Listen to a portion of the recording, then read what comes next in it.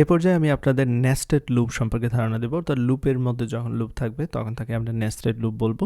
তো চলুন দেখে নিই নেস্টেড লুপ আসলে কিভাবে কাজ করবে। প্রথমে আমি এখানে একটি লুপ ডিফাইন করে নিচ্ছি।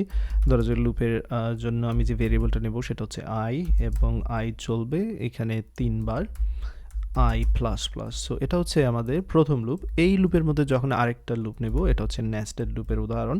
তো এখানে যে ভেরিয়েবলটা নিচ্ছি সেটা ধরা যাক 1 থেকে শুরু করব এবং 5 পর্যন্ত চলবে, লেস দেন ইকুয়াল 5 যেই প্লাস প্লাস। এবং এবার যে কাজটা করব সেটা হচ্ছে জাস্ট আমি এখানে বাংলাদেশ লেখাটা প্রিন্ট করে দেখাবো। ওকে, তো চলুন সেই কাজটা করি। কনসোল ডট রাইট লাইন এবং এইখানে বাংলাদেশ দিয়ে দিচ্ছি। এবার এই প্রোগ্রামটা কিভাবে কাজ করবে সেটা আমরা বোঝার চেষ্টা করি এবং কি কি টার্মিনোলজি এখানে ব্যবহার করতে পারি আমরা।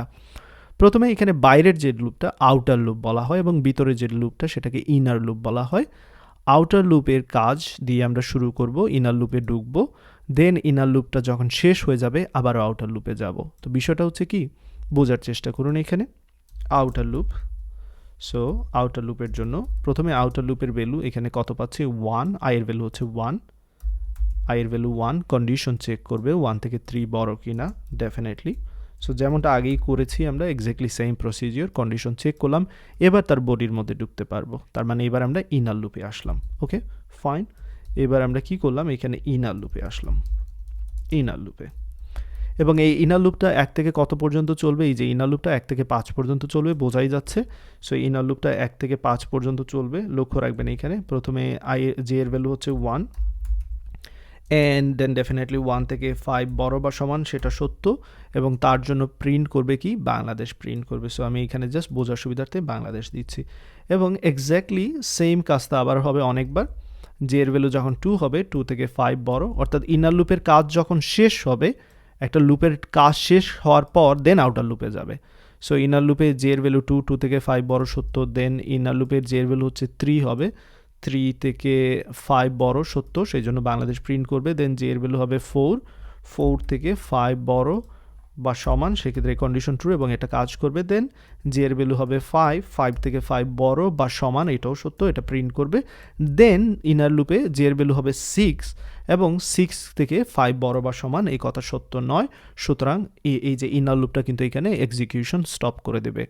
এবার কি হবে, যদি ইনার লুপ এক্সিকিউশন স্টপ করে দেয় সেক্ষেত্রে আবারও এখানে ফিরে আসবে, এই লুপের কাজ শেষে আবারও এখানে ফিরে আসবে, অর্থাৎ ইনার লুপের কাজের শেষে আউটার লুপে যাবে, আয়ের ভ্যালু আগে যত ছিল তার সাথে 1 যোগ হবে। সুতরাং পুরো প্রসিজিওরটা আবারও আমি নিচে কপি পেস্ট করতেছি।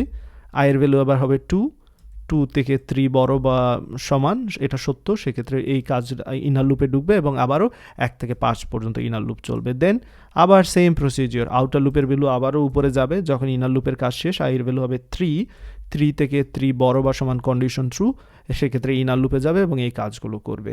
অ্যান্ড ফাইনালি যখন আউটার লুপের ভ্যালু হবে, আয়ের ভ্যালু যখন 4 হবে, 4 থেকে 3, আউটার লুপের এই কন্ডিশনটা ফলস, সুতরাং আর ইনার লুপে ঢুকবে না, এই জায়গায় এক্সিকিউশন স্টপ হয়ে যাবে। That's all. সো আশা করি এতটুকু নিশ্চয়ই বুঝতে পেরেছেন। তাহলে কিভাবে একটা মানে আউটার লুপ এবং ইনার লুপ কিভাবে বুঝবেন কতক্ষণ চলবে।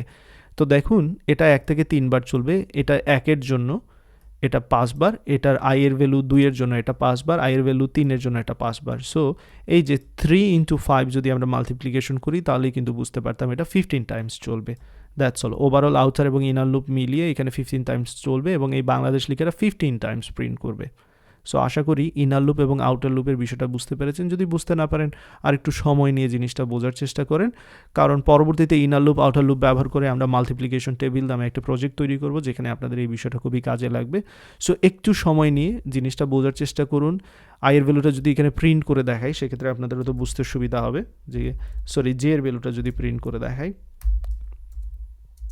সো লক্ষ্য রাখবেন এইখানে আই এবং যে দুইটার ভ্যালুই প্রিন্ট করে দেখাবো, এতে করে আপনাদের বুঝতে সুবিধা হবে যে এটা আসলে কিভাবে কাজ করছে। তো সেই কাজটা করি, এখানে প্রত্যেকবার আই এর ভ্যালু প্রিন্ট করব, অ্যান্ড দেন প্রত্যেকবার জে এর ভ্যালু প্রিন্ট করব, তাহলে আপনারা এক্স্যাক্টলি বুঝতে পারবেন যে প্রত্যেকবার আই এবং জে এর ভ্যালু কত সেটা বুঝতে পারবেন। তো চলুন সেই কাজটা করি।